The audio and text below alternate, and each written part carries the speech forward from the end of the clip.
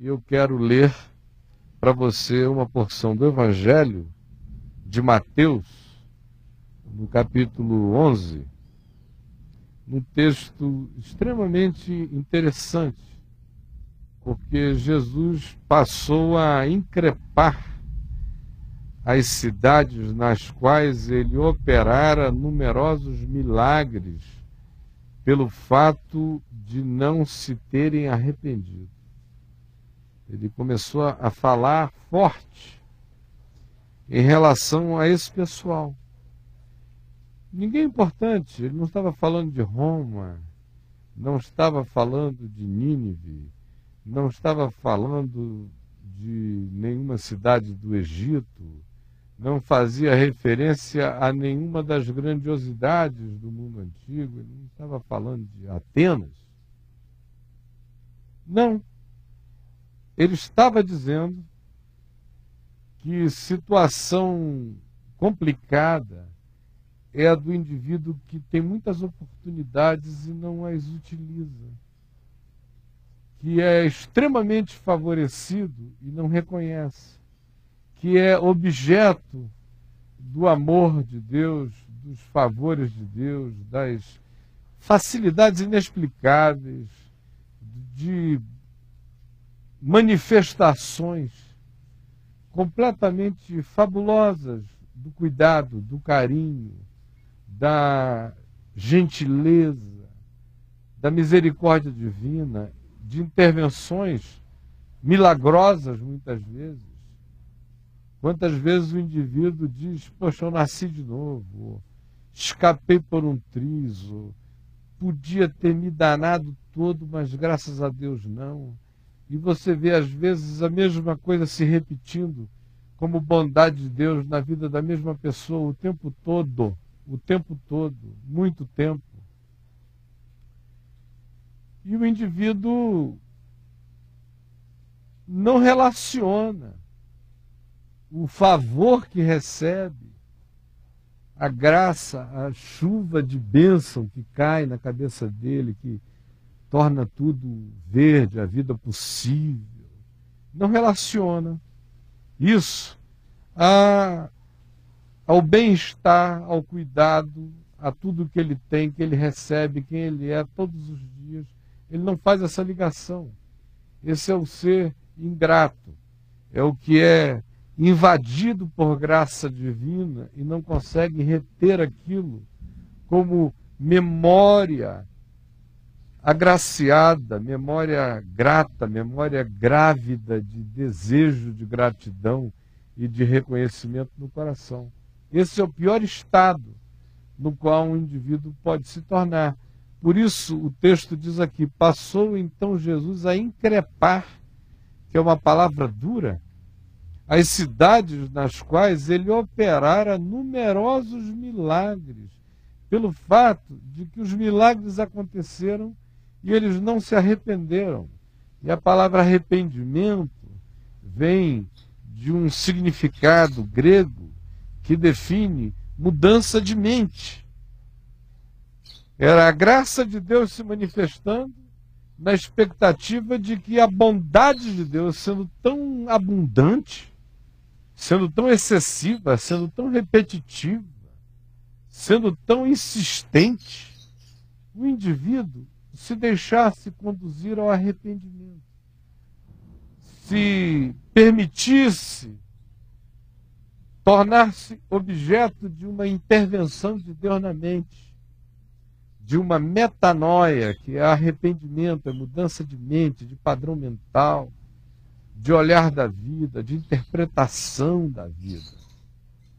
Passando a interpretar agora conforme a graça de Deus, porque se ele reconhece que a vida dele é graça de Deus, ele come graça de Deus, ele bebe graça de Deus, ele respira graça de Deus, ele é exposto à chuva da misericórdia de Deus, ele beija a bondade de Deus, ele é beijado pela bondade de Deus, ele é parido por misericórdia de Deus, ele recebe um peito para mamar por bondade de Deus, ele recebe um olhar de carinho por bondade de Deus, ele, das coisas humanas e materiais, há aquelas que tem a ver com a chance de ser visitado pelo inusitado, pelo surpreendente, pelo que não se estava esperando e de repente vem como uma bondade surpreendente que muda a vida da gente, e não reconhecer e não processar como gratidão, não permitir-se esta operação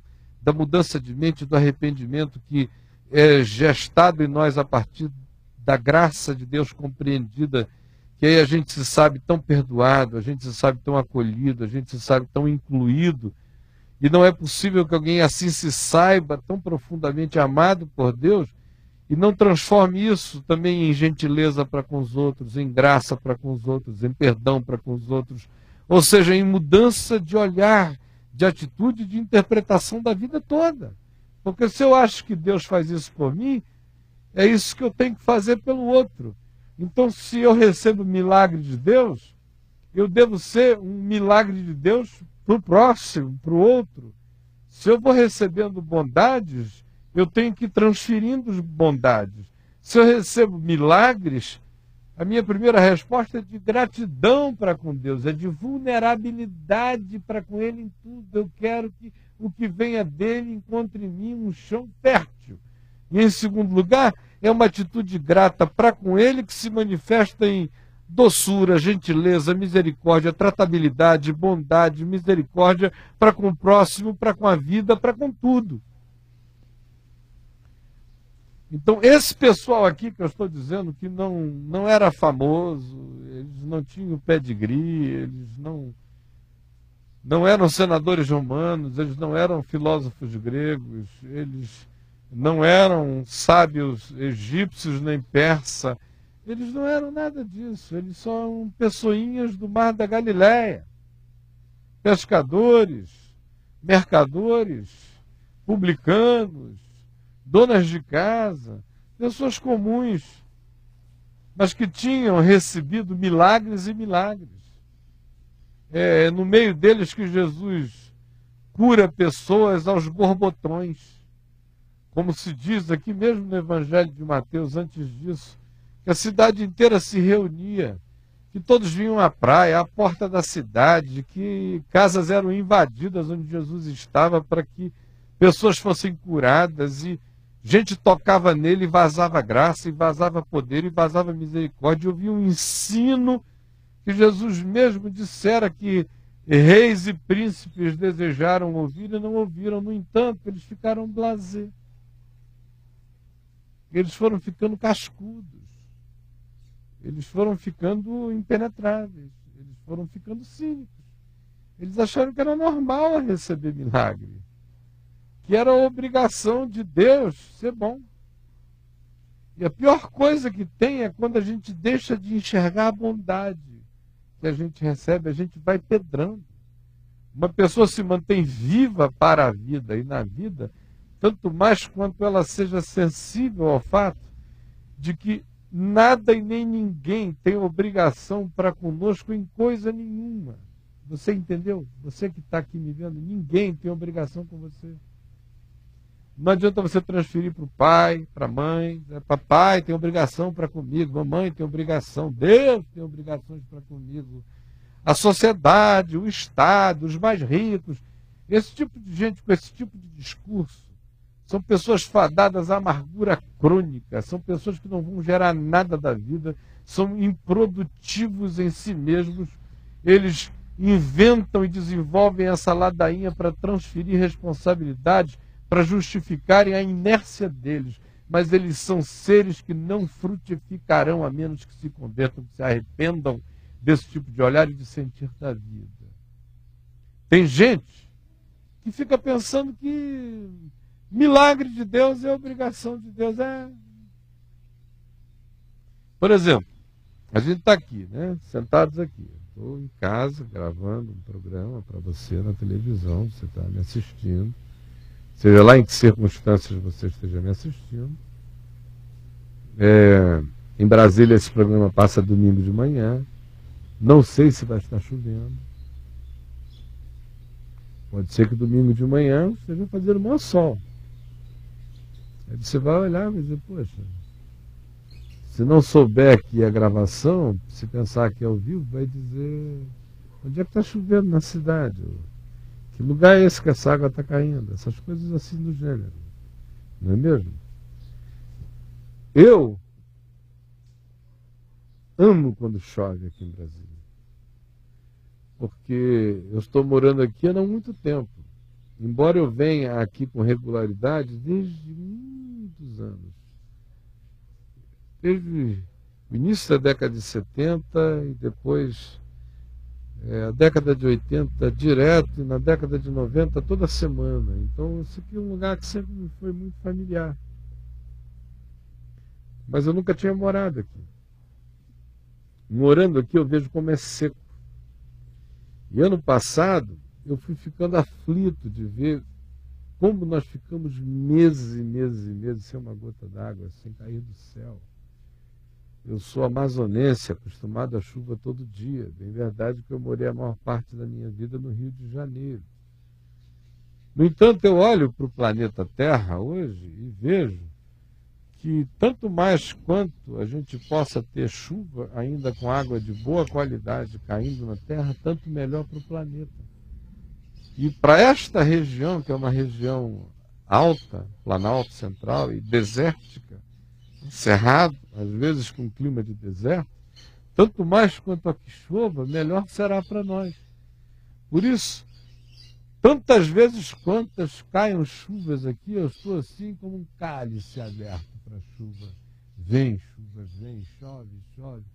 Que ela entre março e chova, que esse lago se inunde, que as barragens todas fiquem repletas, que o solo se entumeça, que as fontes de água fiquem todas enriquecidas dessa graça de Deus que é a chuva. Estou dizendo isso porque tem gente que esqueceu já que nós ficamos meses e meses com clima sequíssimo, esqueceu já que estamos no meio do aquecimento global, esqueceu já que as perspectivas para o planeta Terra não são boas a curto prazo, e que vive assim, esquecida de tudo, que é capaz de ficar chateado, meu Deus, essa chuva que não passa, essa chuva chata, está estragando meu domingo.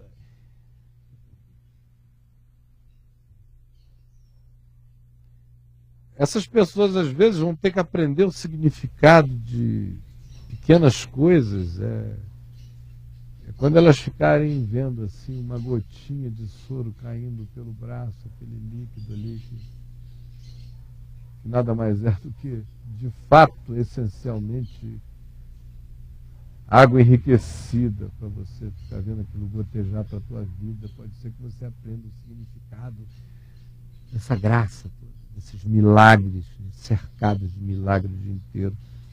Você levanta, pula da cama para comer e pensa que é normal. Sai andando, o coração batendo, forte, pensa que é normal. E é assim mesmo. A maioria vai ficando tão assim, blasé, tão empanzinada de tanta bondade que não reconhece. E Jesus está increpando a você nesta manhã, neste dia, ou qualquer hora que você assista esse programa, tanto quanto estava increpando esses anônimos aqui de lugares onde ele esteve, viveu, pregou, sobejou bondade divina, fez milagres entre eles, mas eles não tinham transformado aquela bondade de Deus, em arrependimento, em metanoia, mudança de mente, em transformação do olhar. Porque Deus visita a gente na expectativa de que o nosso olhar mude, de que a gente melhore. A graça de Deus, quando chega, ela não chega para gerar cínicos. Pouca coisa pode ser pior para um ser humano do que ser sistematicamente objeto de bondades e se acostumar à bondade, pensar que bondade nasce do chão assim, sem ser algo produzido pelo despertar da misericórdia de Deus para nós. Quando o indivíduo perde essa atitude de gratidão o tempo todo, ele fica nesse estado que às vezes só Deus increpando contra ele, para ver se a mente dele muda, porque Deus investe misericórdia na gente é para melhorar a gente. Imagina só, a natureza humana é tão desgraçada que frequentemente você vê o seguinte: pais fazem bem e bem e bem e bem e bem a filhos, e filhos começam a interpretar aquilo como sendo natural. E aí tratam aquele pai mal, aquela mãe mal, não amam, não dão a resposta adequada, tudo que vem deles é normal, eles podem dar as vísceras que estão devendo sempre. Ao mesmo tempo, às vezes, você vê uma outra pessoa que tem um pai que chega em casa querendo bater na mulher, que todo mundo não quer nem que chegue, ou que tem uma mãe extremamente fria, indiferente, e que crescem sem cuidado, sem carinho, sem amor, sem nada, sem coisa alguma, tendo que se virar, e que justamente porque não tem nada disso, à medida em que vão encontrando migalhas aqui e ali, vão recebendo aquilo com tanta gratidão, como se fosse um bem precioso. Enquanto aqueles que têm com fartura e abundância vão tornando os seus pais sequestrados de um bem que eles terão que se tornarem deuses para conseguir realizar, e nem Deus mesmo realiza na vida de alguém que olha para a vida com essa expectativa de que tudo se venha de um outro para ele, porque ele mesmo não se ajuda. Essa é a pior coisa que pode acontecer. E é acerca disso que Jesus está falando. E ele prossegue e diz: ai de ti, Corazim, que é uma cidade que a maioria nunca nem ouviu falar. Eu conheço como ruína, lá na Galiléia, no norte de Israel. Mas até mesmo os grupos turísticos não vão a Corazim, são só pedras hoje lá. Ai de ti, Corazim. Ai de ti, Betsaida, que é a cidade de Pedro, mais pedra ainda, ruininhas. Porque se em Tiro e em Sidom, que são cidades do litoral de Israel, onde hoje está o Líbano, que são famosas no Velho Testamento pelo modo empedernido, duro, arrogante, com o qual os reis e as culturas de Tiro e Sidom se manifestaram. Jesus diz: ai de ti, Corazinzinha, que está aqui na terra do nada, Betsaida, mas onde eu fiz milagre, milagre, milagre, que são anônimos e desconhecidos, mas que se tornaram importantíssimos porque foram visitados por milagres de Deus e ficaram duros. Porque se em Tiro e em Sidom, que são importantes historicamente, se tivessem operado os milagres que aqui entre vós se fizeram, há muito que elas, Tiro e Sidom, teriam se arrependido com pano de saco e cinzas. Os periquitos aqui de casa estão querendo falar mais alto que eu, Edivaldo. Querendo que você mostre para eles lá, que é para o pessoal não pensar que já estão lá atrás da folha, né? E contudo eu vos digo, no dia do juízo haverá menos rigor para Tiro e Sidom do que para vós outros, seus Corazins e donas Betsaidas. Tu, Cafarnaum, que é outro lugar onde Pedro veio a morar, onde Jesus estabeleceu a sua base, onde boa parte dos milagres dos evangelhos acontecem em Cafarnaum. Tu, Cafarnaum, elevar-te-ás porventura até ao céu, descerás até o inferno. Porque se em Sodoma, lembra de Sodoma e de Gomorra, lugar da safadeza, da sodomia? Porque se em Sodoma se tivessem operado os milagres que se fizeram aqui em Cafarnaum, Sodoma teria permanecido até o dia de hoje. Jesus está dizendo: olha, o pessoal de Sodoma vai estar em situação melhor no dia do juízo do que vocês. Que eles não foram visitados por nada, senão por fogo do céu. Agora vocês foram visitados por Emanuel, pela palavra do Deus vivo, por milagres, por oportunidades, por a visitação da consciência viva do significado da vida, e ficaram blasés e acharam que é assim mesmo. Que existe algum borogodó especial em Cafarnaum, em Betsaida, em Corazim. Não, é Deus é que é bom para com você e você não enxerga. Agora, essa bondade de Deus que me visita insistentemente, se não é acolhida por mim, vai me piorando, vai me tornando cínico. De modo que eu me torno pior do que aqueles que eu acho que são os piores. Aí fica você sentadinho aí, vendo o jornal na televisão, telejornal à noite. Cada nome de senador que aparece, você diz calhorda, safado, cretino, ladrão. Cada político que aparece, você desce o pau, se achando melhor do que os outros, só porque você é o Corazim, que ninguém sabe quem é. A dona Betsaida, sumida da vida. O seu Cafarnaum, que ninguém sabe quem é. Você não é o Dr. Roma. Você não é o seu Egito. Você não é a dona Atenas. Você é um anônimo, mas que está sendo insistentemente visitado pelo amor de Deus. E aonde a graça de Deus se derrama em abundância, aí se torna o centro do universo. De modo que Jesus não disse isso das principais cidades do mundo, mas disse daquelas onde ele esteve de dia e de noite, fazendo graça brotar e o pessoal não enxergava. A capital da terra era em Cafarnaum, a capital da terra era em Corazim, era Betsaida, a capital do cosmos eram aqueles lugares onde a graça de Deus estava se manifestando, assim como a capital do universo é seu coração, nessa chance que você está tendo de me ouvir hoje, pregando o evangelho de Jesus para você.